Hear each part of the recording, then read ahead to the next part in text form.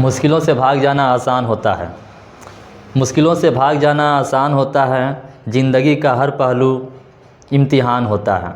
मुश्किलों से भाग जाना आसान होता है, ज़िंदगी का हर पहलू इम्तिहान होता है। डरने वालों की ज़िंदगी में मिलता नहीं कुछ भी, डरने वालों के ज़िंदगी में मिलता नहीं कुछ भी, और लड़ने वालों के कदमों में जहान होता है, लड़ने वालों के कदमों में जहान होता है। हेलो फ्रेंड्स, मैं मोहम्मद शाहनवाज अंसारी फिर से एक बार आपका आपके अपने YouTube channel KG classes Bahuara में तहे दिल से स्वागत करता हूं।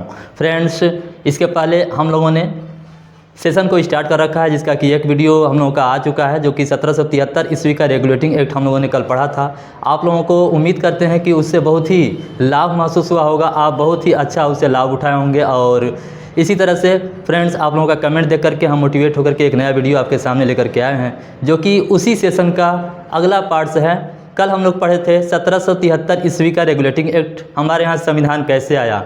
हम लोग कल पढ़े कि बंगाल के गवर्नर को बंगाल का गवर्नर जनरल बना दिया गया किस अधिनियम के तहत, 1773 ईस्वी के रेगुलेटिंग एक्ट के तहत। हम लोगों ने बहुत सारी चीज़ें उसमें पढ़ी थी। उसी सेशन को स्टार्ट करके हम जो है यहाँ पे लेकर के आए हैं आपके सामने 1781 ईस्वी का एक्ट ऑफ सेटलमेंट या अमेंडमेंटिंग एक्ट ऑफ 1781। ठीक है दोस्तों, तो चलिए हम लोग सेशन को स्टार्ट करते हैं। फ्रेंड्स,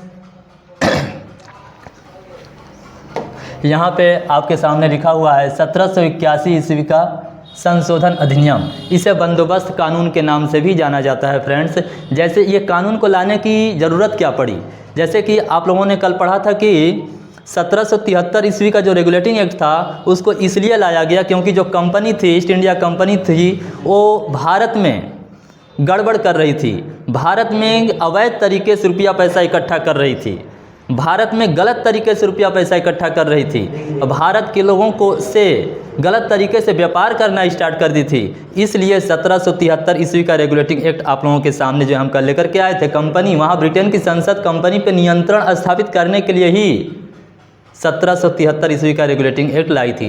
परंतु 1773 ईस्वी के रेगुलेटिंग एक्ट में बहुत सारी खामियां पाई गई थी, बहुत सारी उसमें त्रुटियां पाई गई थी, और उसी त्रुटियों को दूर करने के लिए आपको हमारे यहाँ, आपके यहाँ इंडिया में एक नया अधिनियम लेकर के आया गया। अंग्रेज संसद ने एक नया अधिनियम लेकर आया जिसका नाम है 1781 ईस्वी का एक्ट ऑफ सेटलमेंट बोलते हैं, अमेंडमेंटिंग एक्ट ऑफ 1781 इसको बुलाया जाता है। ठीक है दोस्तों, तो चलिए इसमें क्या था, क्यों इसको लाया गया, तो इसमें यह था कि हमारे यहाँ आप लोग पढ़े थे कि 1773 ईस्वी के रेगुलेटिंग एक्ट के तहत दो चीज़ें स्थापना की गई थी। एक तो गवर्नर जनरल थे, एक तो गवर्नर जनरल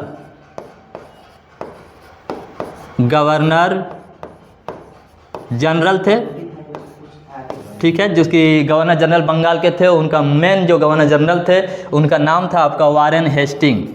क्या नाम था फ्रेंड्स, वारेन हेस्टिंग नाम था उनका, वारेन हेस्टिंग। ठीक है, इनको जो है गवर्नर जनरल वहाँ का बना दिया गया था, और इसी में 4 सदस्यीय परिषद का गठन किया गया था। इनकी सहायता करने के लिए 4 सदस्य थे उसमें, और वही सभी मिल करके कार्य को संचालित किया करते थे। फिर उसके बाद क्या हुआ कि 1774 ईस्वी में कलकत्ता में एक सुप्रीम कोर्ट की स्थापना की गई, जो कि हम लोग कल पढ़े थे। कलकत्ता में एक सुप्रीम कोर्ट की स्थापना की गई थी। कब की गई थी, 1774 ईस्वी में सुप्रीम कोर्ट की स्थापना कलकत्ता में की गई थी, जिसके जो है मुख्य न्यायाधीश कौन थे, तो सर एलिजा इम्पे थे। सर एलिजा इम्पे, ये सर एलिजा इम्पे जो है इसके मुख्य न्यायाधीश थे। अब हुआ क्या, इसमें हुआ क्या, तो कुछ समय बाद इन दोनों में टकराव होने लगा।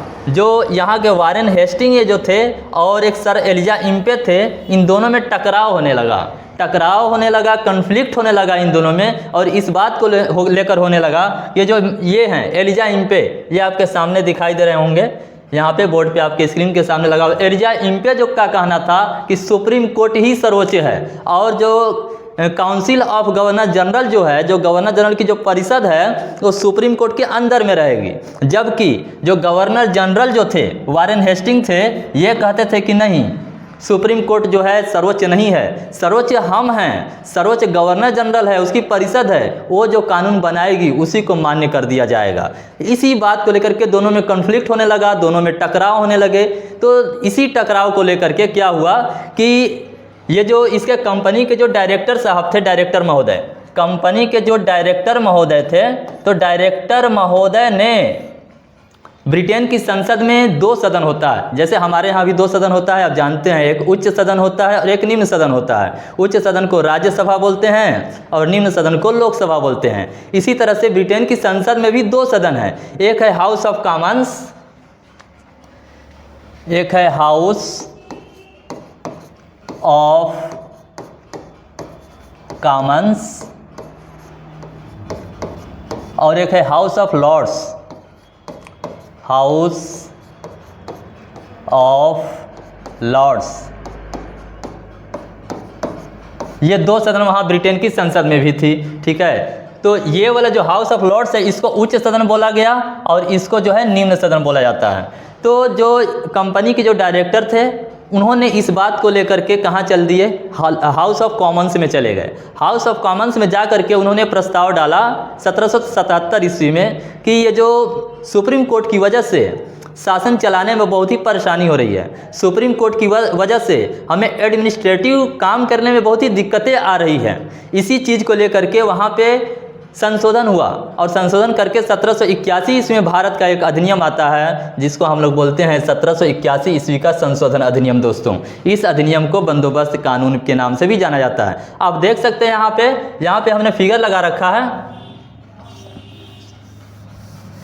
यहाँ पे आप देख सकते हैं कि हमने फिगर लगा रखा है। एक तरफ आपके एलिजा इम्पे हैं जो कल हम पढ़े थे, वहाँ पे सुप्रीम कोर्ट के मुख्य न्यायाधीश थे ये, और एक तरफ हैं आपके वारेन हेस्टिंग जो गवर्नर जनरल हैं, ठीक है, कंपनी के गवर्नर जनरल हैं। ये कहते हैं कि मेरी चलेगी, ये कहते हैं मेरी चलेगी, देखिए यहाँ पे लिखा गया, ये कहते हैं मेरी चलेगी और ये कहते हैं कि चलाकर दिखाओ, यानी कि दोनों में ही टकराव हो जाता है। ये कहते हैं कि गवर्नर जनरल की जो काउंसिल है, जो परिषद है, वो सर्वोच्च है, ये कहते हैं नहीं, सुप्रीम कोर्ट सर्वोच्च है। इसी बात को लेकर के कंपनी के जो डायरेक्टर महोदय थे वो कहाँ चले गए हाउस ऑफ कॉमन्स, जो कि ब्रिटेन की संसद का एक अंग है, हाउस ऑफ कॉमन्स में चले गए। हाउस ऑफ कॉमन्स में जाकर के उन्होंने कंप्लेन किया कि भाई इसके वजह से, सुप्रीम कोर्ट की वजह से एडमिनिस्ट्रेटिव काम करने में बड़ी परेशानी हो रही है, बहुत दिक्कत आ रहा है, बहुत परेशानी बाधा हो रहा है। अब वहाँ पे जो है इसी चीज़ को लेकर के वहाँ पे संशोधन करके एक जो है अधिनियम लाया गया जिसको बोलते हैं 1781 ईस्वी का संशोधन अधिनियम।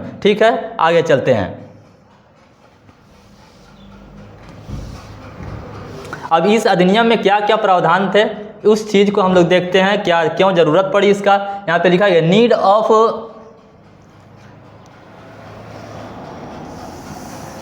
नीड ऑफ दिस एक्ट, इस एक्ट की ज़रूरत क्यों पड़ी।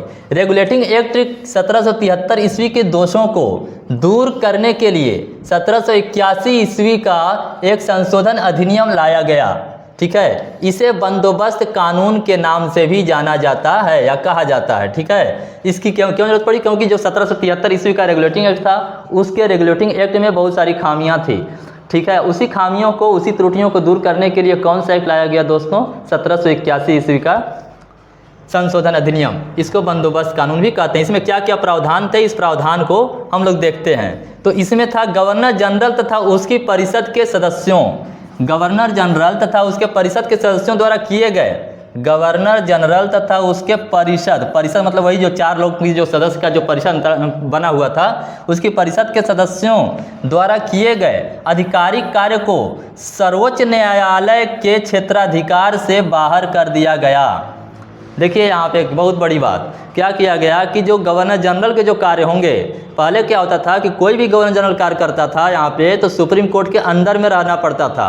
अब क्या हुआ कि इस अधिनियम के आते ही गवर्नर जनरल की जो 4 लोग जो परिषद में थे उनके द्वारा जो आधिकारिक कार्य था वो सर्वोच्च न्यायालय के क्षेत्र से ही बाहर कर दिया गया। बोला गया कि अब सर्वोच्च न्यायालय इसमें दखल नहीं करेगा, सर्वोच्च न्यायालय से आपसे कोई मतलब नहीं है। अब 4 सदस्यीय परिषद जो भी कुछ करे सर्वोच्च न्यायालय से कोई मतलब नहीं था।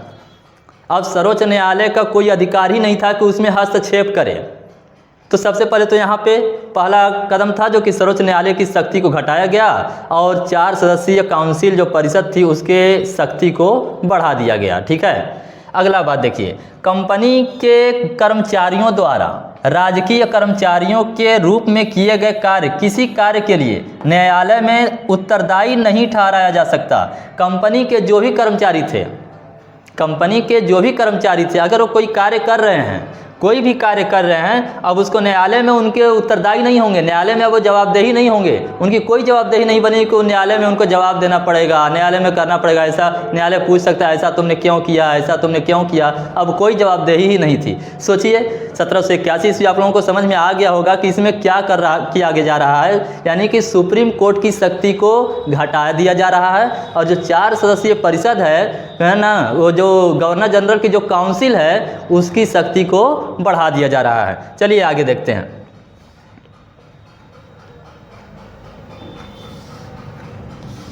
आगे है गवर्नर जनरल द्वारा बनाए गए नियमों और विनियमों। गवर्नर जनरल द्वारा बनाए गए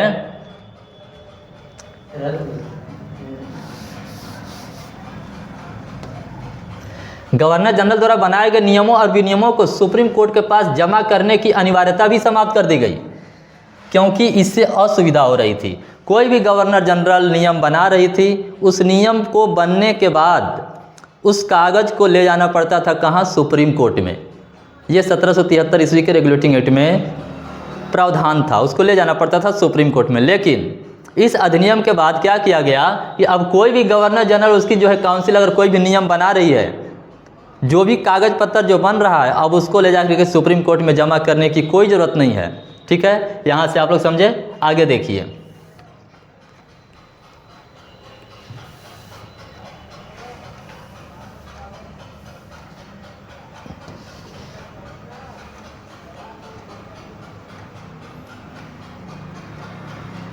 कोलकाता के नागरिकों के मुकदमे सुनने का अधिकार सुप्रीम कोर्ट को दे दिया गया। हाँ, अब ये कहा गया भाई ऐसा ना हो कि सुप्रीम कोर्ट जो है रंज हो जाए, पूरा का पूरा तो अधिकार ही छीन लिए हम, है ना, पूरा का पूरा तो अधिकार ही छीन लिए गवर्नर जनरल। अब हमारा सुप्रीम कोर्ट का महत्व ही क्या रह जाएगा। अब सुप्रीम कोर्ट रह ही कहा गया, जब सब अधिकार जो है आप गवर्नर जनरल काउंसिल को ही जब दे दिए तो फिर कहाँ से अधिकार रह गया। तो उन्हीं चीज़ों को लेकर के ये कहा कि हाँ आप ठीक है, जो कलकत्ता के जो नागरिक होंगे, जो उनके मुकदमे होंगे, वो आप उसकी सुनवाई कर सकते हैं। ये अधिकार किसको दिया गया दोस्तों, सुप्रीम कोर्ट को ये अधिकार दिया गया। जो कलकत्ता के नागरिक हैं, चाहे वो ब्रिटिश नागरिक हों या इंडियन नागरिक हों, उनकी जो भी सुनवाई की मामला होगा वो आप इसको देख सकते हैं। ये सुप्रीम कोर्ट के अंडर में इस चीज़ को ले जाया गया।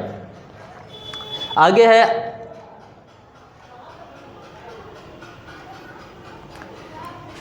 आदेश लागू करते समय सर्वोच्च न्यायालय सामाजिक तथा धार्मिक, ये देखिए, सामाजिक तथा धार्मिक परंपराओं को ध्यान में रखेगी।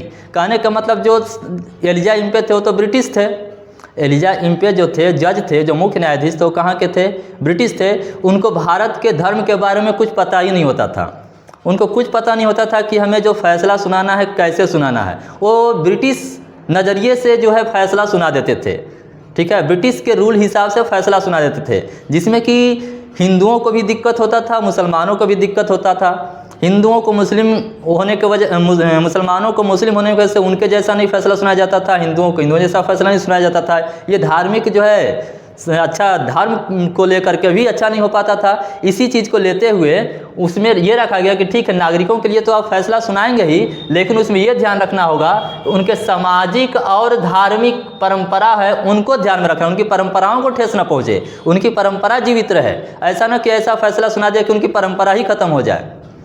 हाँ, मान लीजिए कि कोई अभी छठ का मौसम चल रहा है, तो ऐसा ना परंपरा सुना दें कि छठ हम नहीं मनेगा ना, तो ऐसा उनकी धार्मिक परंपरा को ठेस पहुंचेगा। मुसलमानों के लिए ऐसा ना पड़े कि अभी ईद नहीं मनेगा या ये चीज़ नहीं मनेगा। तो इस तरह से भी इसमें, और जो कि ब्रिटिश थे वो ऐसा ही गड़बड़ फैसला सुना देते थे एलिजा पे। इसीलिए 1781 ईस्वी को अधिनियम ला करके उनको बताया गया कि हिंदू और मुसलमानों की परंपराओं को, धार्मिक चीज़ों को देख करके आपको जो है फैसला देना है। ठीक ना, ये चीज़ें जो है इसमें रखा गया। यहाँ पे लिखा भी गया है, हिंदुओं के मुकदमों का निर्णय हिंदू कानून तथा मुसलमानों के मुकदमों का निर्णय इस्लामी कानून के अनुसार किया जाएगा। यहाँ पे लिखा है, यानी कि जो हिंदू होंगे उनके जो मुकदमे होंगे उनके अनुसार, और जो मुस्लिम होंगे मुस्लिमों के अनुसार आप फैसला सुनाएंगे। अगला है, गवर्नर जनरल को प्रांतीय न्यायालय के निर्णय के विरुद्ध अपील सुनने का अधिकार दिया गया। ये देखिए, जो प्रांत के न्यायालय थी, सुप्रीम कोर्ट पहले था कि जो प्रांतीय न्यायालय थी, अगर वहाँ की जो याचिका होती थी वो सुप्रीम कोर्ट में जाती थी।